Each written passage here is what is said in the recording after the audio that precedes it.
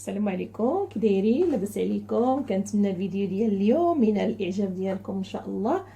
اليوم كنقترح عليكم هذا الكنافه الرائعه بالعجينه، يعني اللي ماشي الكنافه الحقيقيه ولكن كتشبه الكنافه، يعني كتشبه لها بزاف بزاف وسهله في التحضير، ما كتاخذش وقت كتير. واخا انا شويه يمكن الفيديو طويل لحقاش شرحت فيه طرق يعني ديال المبتدئات. صراحه كتجي بحال الكنافه تماما. انا غادي نقطع معكم وحده باش تشوفوا الاخر ديالها، يعني كتجي رائعه. انا غادي نهزها هنايا فواحد الطبسيل صغير باش تشوفوا من الداخل كي كتجي على هذا الشكل هذا. كتجي رائعه زوينه بزاف. كنتمنى الفيديو ديال اليوم ينال الاعجاب ديالكم، وغادي نقطع معكم وحده اخرى كبيره باش تشوفوا حتى هي القوام ديالها كي كيجي من الداخل. صراحه كيجي زوين.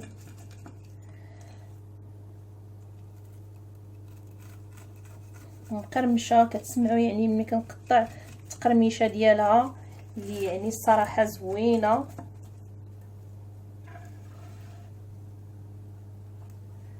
كيف كتشوفوا معايا كتجي على هذا الشكل هذا، كتجي رائعه.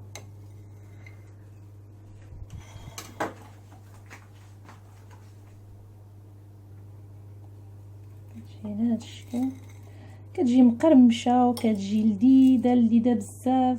كنتمنى الفيديو ديال اليوم ينال الاعجاب ديالكم، وإلا عجبكم الفيديو خليوها لي في التعاليق، واشتركوا في القناه اللي مازال ما اشترك في القناه، وفعلوا الجرس باش يوصلكم كل جديد.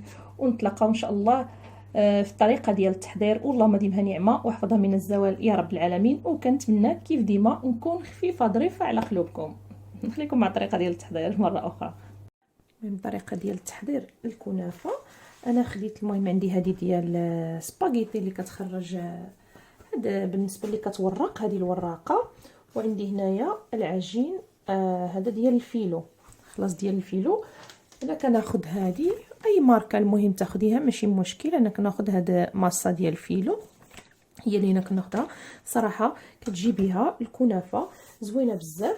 انا جربتها وزعما النتيجه كانت زوينه عجبتني. كناخذ واحد الورقه، المهم غادي الاول ناخذ ورقه يعني ديال كما كتشوفوا معايا. غادي نطويها على جوج على هذا الشكل هذا، وغادي نحيد هادو هنايا حدايا باش نوريكم الطريقه صافي. صراحه سهله، وهذه لا علاقه بهذيك اللي كنخدموا زعما الصراحه يعني بالعجين وكلشي، لا علاقه بها. هذه كتجي يعني شبيهه بالكنافه، يعني ما كتفرقيش بيناتها الصراحه. تقال كتجي رائعه بزاف. انا غادي نحاول انني نديرها هنايا كما كتشوفوا. الورقه ديالي انا طويتها غير على جوج. بالنسبه للنمره انا خليتها في النمره 5، وغادي نبدا كندور فيها. كنتمنى ان الفيديو يكون واضح. المهم وكنبقى كندور على هذا الشكل هذا. غادي تشد لي هذيك العجين ديالي،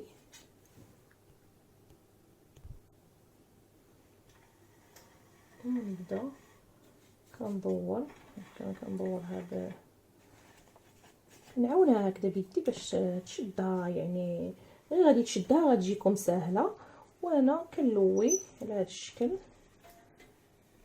تلاحظوا معايا انا بالنسبه لي ما لصقتش هذه باش تكون عندكم واضحه. باش المهم انا غادي نطلقها هكذا وغادي نبقى ندور، وغادي نحاول انني باش الكاميرا تكون واضحه.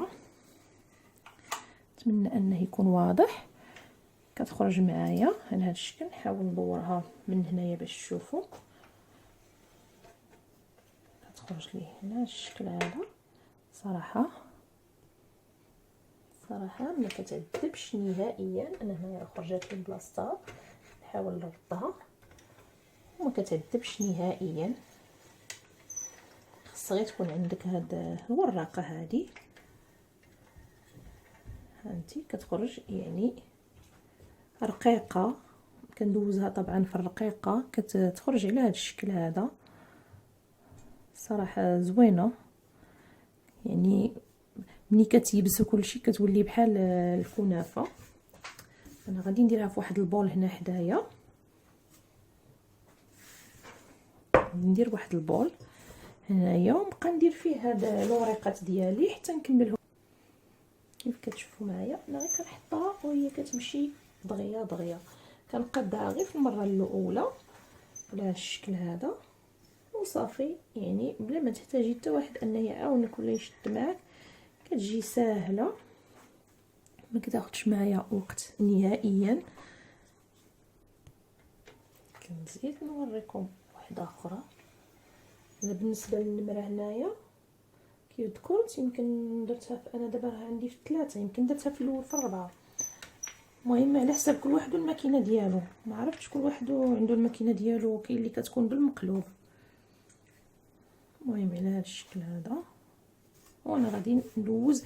بالنسبه للورقه يمكن لك انك ديري حتى جوج يعني ديال الورقات، ولكن بالنسبه لي انا غير ورقه واحده كنطويها على هذا الشكل هذا. اصلا كتجي يعني حتى قاده ديال هاد الماكينه ديالي. ممكن ما بلا ما ندير جوج من الاحسن نخرج وحده بوحده، يعني غير هكذا ملي كطويها وكنخشيها هنايا واحد شويه باش تشدها لي وصافي. وكتبقى كما كتشوفوا كتخرج راسها، ما كتعذبش، ما كتاخذش وقت كتير نهائيا. كنتمنى انه يكون واضح كما كتشوفوا معايا. كيف كتشوفوا معايا انا الكنافه ديالي ها هي وجدات، يعني سهله ما كتاخذش معايا وقت نهائيا. بالنسبه اللي ما عندوش هاد الماكينه ديال التوريق يمكن له انه يديرها بالموس، ولكن خاصك تعطيها الخاطر وخصها رقيقه. بالاحسن تكون هاد الماكينه هذه. المهم انا خرجت لي هذا 250 غرام، خرجت لي هذا يعني خير الله فيها الخير والبركه. انا بالنسبه لي راه مزيانه هاد الكميه هذه. وبما ان الكنافه غاليه وما كنلقاوهاش بزاف، يعني ان الانسان يصاوبها بهذه الطريقه هذه صراحه كتجي زوينه وكتجي رائعه. انا منين جربتها صراحه عجبتني. انا عندي الكنافه الاخرى وعندي هذه الكنافه، يعني ما كاينش شي فرق بيناتهم صراحه. انا دابا راه في كونجيلاتور ما راه عاد دايبه مثلجه الاخرى، يعني الكنافه الحقيقيه يعني داك الشيء ما نوريكم الفرق يعني كي داير، ما كاينش شي فرق زعما بزاف. غادي نحاول ندير لها بحال هكذا بحال اللي تحليها، والانسان يصاوب شي حاجه في دارو بثمن مناسب ومزيان علاش لا. وغادي نحاول انني ندير لها بحال هذا الشكل وغادي نخليها. انا كنعرفوا دائما ان الورقه ديال الفيلو حساسه، ودائما كنخليها لما عندك خليها تغطيها، ما عندك تيبس لك هذه لا. هنايا انا الغرض ديالي خاصها تيبس على الاقل خاصها تجلسي من 6 السوايع حتى 8 السوايع، وإلا عندك الوقت خليها ليله كامله انها تبات على الاقل. ويمكن لك انك ديريها حتى مملحات. يعني انا المره اللي دازت من صاوبتها يعني هكذا لداري ما درتش الفيديو الصراحه، انا كنت جربتها وما درتش الفيديو. يعني درت بها حتى مملحات ودرت بها يعني الملح والحلو. بالنسبه للمملح انك يمكن لك يعني ديري المملح هنا في الوسط وكتعمري صراحه كتجي لذيذه بزاف، كتجي زوينه، كتجي فيها ديك القرمشه يعني ديال الكنافه صافي. وكنخليها انا كتيبس، ما كنغطيها ما والو، حيت كما ذكرت الغرض ديالي بها هنايا انها خاصها تكون يابسه، ما خاصهاش تكون يعني تكون كما نقولوا رطبه، لا بغيتها تكون خشينه صافي. وغادي نخليها وانا غادي ندوز ونوجد الكريمه اللي غادي تمشي معاها، اللي غادي تعمر بها. كما كنعرفوا كاملين الكريمه اللي كتعمر بها الكنافه، كاين اللي كيبغي يعمرها بالجبن، كاين اللي كيبغي يعمرها بالكريمه ديالها يعني اللي كيعمروها بها، كل واحد يعني وله الاختيار. بالنسبه للتحضير ديال الكريمه اللي غادي ندير بها، غادي نعمر بها هذيك الكنافه ديالي. انا غادي ناخذ هنايا واحد الكسرونه. بعدا انا غادي ندير جوج حوايج ضربه واحده. غادي بالنسبه للزبده انا هنايا خديت الزبده يعني خديتها بالعبار صراحه، يعني باش الا شاط لي معليش غادي نحتاجها لحاجه اخرى. غادي نشد هاد الزبده وغادي نديرها فوق البوطه. يعني بغيت نخدم انا زبده البندق، غادي نخدم معكم زبده البندق باش غادي ندير هذيك الكنافه. بالنسبه لهاد الزبده هذه انا غادي نشعل عليها البوطه وغادي نديرها على نار مهيله ونخليها كتذوب حتى كنبقى نسمع، يعني في نفس الوقت كتحيد منها هذاك الماء وكلشي، وفي نفس الوقت كنبقى نسمع داك غادي تسمعوا واحد الزبده ديالي كتبقى تطرطق. المهم هذه المرحله غادي نتبعها معكم. انا غادي نقص لها البوطه وغادي نرجع لهاد الكاسرونه ديالي اللي غادي نحضر فيها يعني الكريمه اللي غادي نحشي فيها هذيك الكنافه ديالي. بالنسبه لهنايا عندي نص لتر ديال الحليب 500 مليلتر، وغادي نزيد عليه شويه ديال المهم واحد ديال فاني اختياريه طبعا، الا ما بغيتيهاش يمكن لك انك تستغني عليها. وغادي نزيد السكر كيبقى حسب الذوق. انا غادي ندير هنايا 3 ديال جوج ونص المعلقات على حسب منين غادي تسقى بداك، غادي تسقى بالقطر او بالعسل، يعني كتبقى حلوه باش ما نزيدولهاش الحلاوه بزاف. بالنسبه لي ما كيبغيش الحلاوه، انا ما كنبغيش الحلاوه بزاف. وغادي نزيد مايزينا هنايا انا غادي ندير 3 ديال مايزينا اولا النشا، غادي ندير 3 ديال المعالق كبار ديال مايزينا صافي. وعندي حتى الزهر، ولكن الزهر انا غادي نخليه هو التالي. بغيت نسمها بالزهر اللي كيعجبو المذاق ديال ماء الزهر، اللي ما كيعجبوش ما يديروش يقدر يستغنى عليه. المهم انا غادي نبقى نحركها هكذا حتى يذوبوا لي جميع العناصر نسجموا لي مع بعضياتها.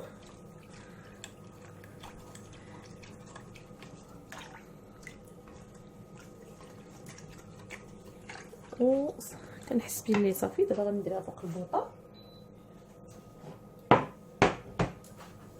وغادي نديرها هنايا وغادي نبقى نحرك. طبعا العافيه تكون مهيله.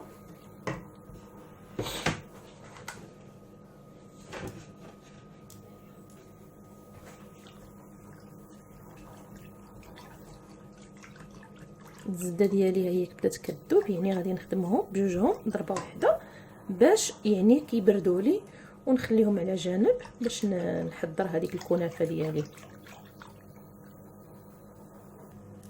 كما كتشوفوا معايا الزبده ديالي كدير هاد الكشكوشه هذه، هذا الرغوه، وبدا يتبدل اللون ديالها غير شويه بشويه.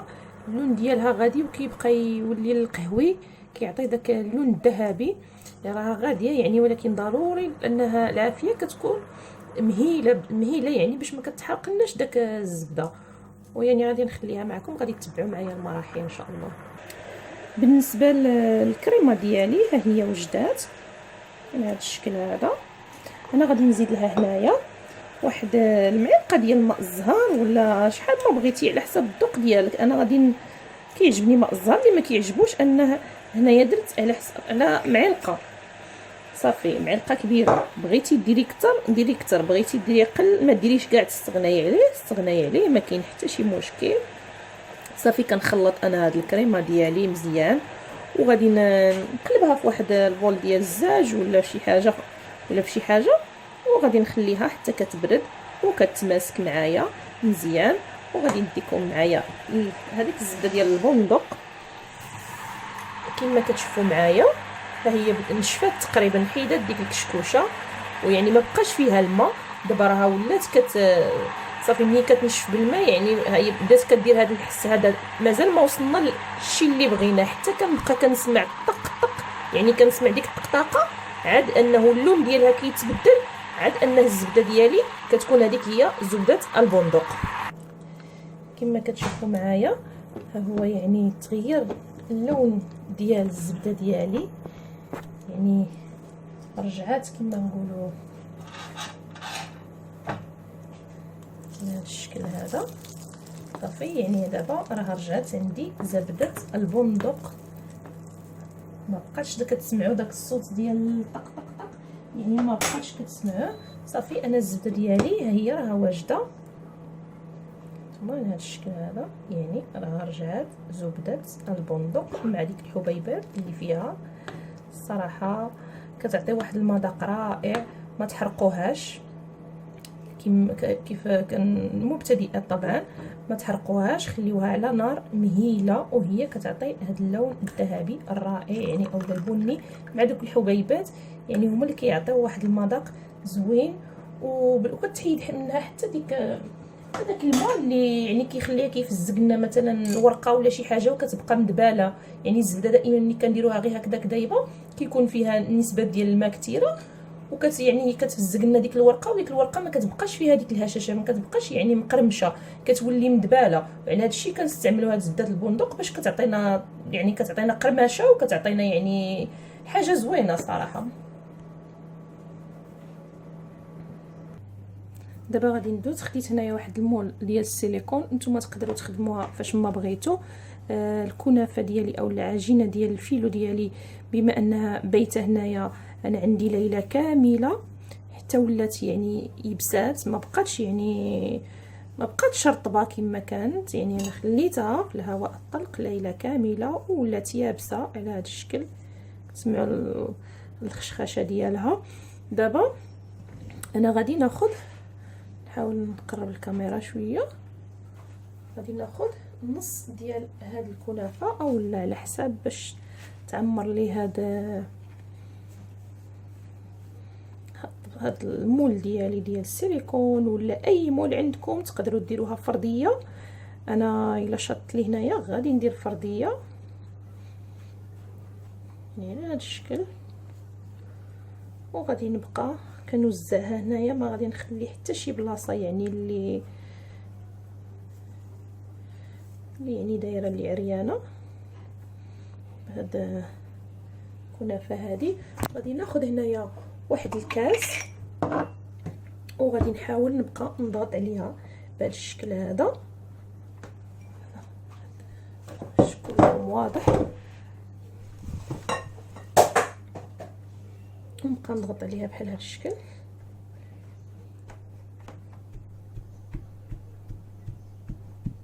صافي.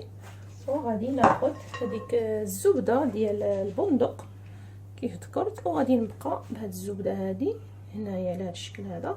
غادي ناخذ المعلقه احسن بهذه لحقاش كتلصق لي فيها هذا الاخر.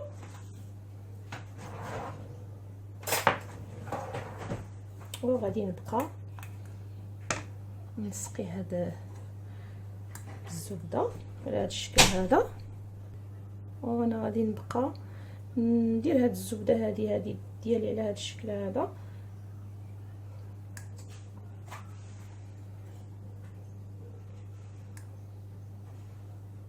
يمكن لك انك ديري الزبده عاديه، ولكن انا قلت يعني هذه كتعطي حتى مذاق زوين. صافي بارك عليها. وغادي نجيب هاد الكريمه ديالي اللي بردات، وغادي نحاول نوزعها هنايا على هاد الكنافه ديالي.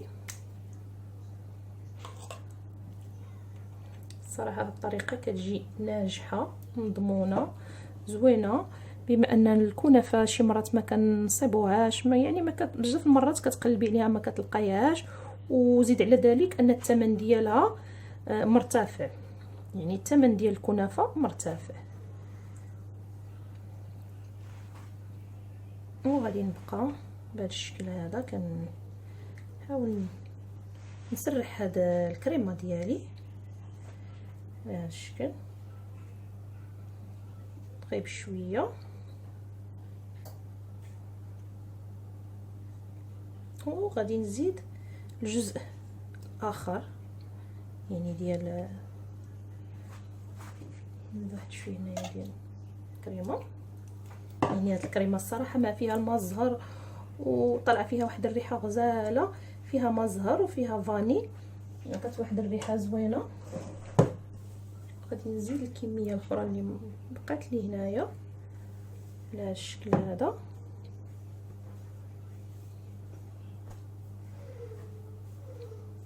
الصراحه ما كاينش شي فرق ما بينها وبين الاخرى. غادي نجبد دابا ونوريكم الاخرى. انا ملي بقيت كنشوف ما كاينش شي يعني شي فرق، حتى الهشاشه يعني بحال ما كاينش شي فرق ما بينها وبين الاخرى. وغادي نولي عاوتاني كنسقيها بالزبده.